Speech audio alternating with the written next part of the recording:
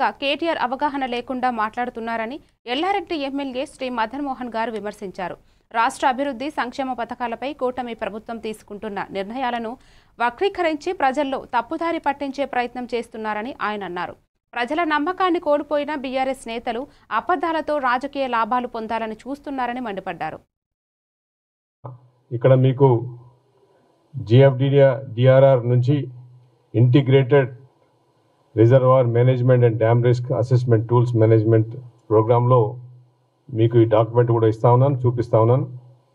దీనిలో కేటీఆర్ని అడుగుతా ఉన్నాను, ఒక్కసారి నీకు చదువు వచ్చుంటే కానీ నీ టీంకి కానీ నీకేమైనా అవగాహన ఉండి 10 సంవత్సరాలు ఏ విధంగా నువ్వు మంత్రి పదవి చేసినావు నాకు అర్థం కావట్లేదు.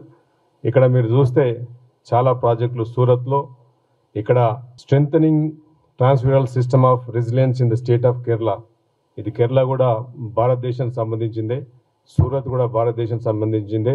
Integrated reservoir management and dam risk assessment tools managing disaster recovery management in India, ఇట్లాంటి గ్రాంట్స్ టెక్నాలజీతోని మరి ఇన్ని ప్రాజెక్ట్స్ కూడా జిఎఫ్డిఆర్ఆర్ మరి భారతదేశంలో ఇవ్వడం జరిగింది.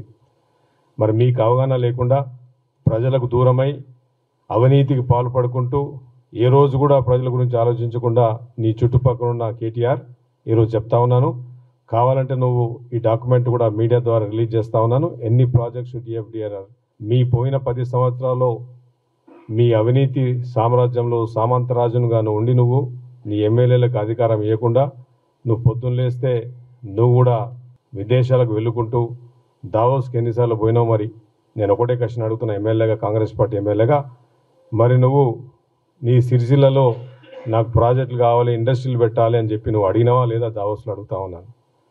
ఒక శాసనసభ్యుగా ప్రజల గురించి పోరాటం చేయడంలో తప్పు లేదు. మరి ఒకసారి ఆలోచించుకోవాలని చెప్పేసి నేను వాళ్ళ టీంకి చదువుకొని అవగాహన తెచ్చుకోవాలా.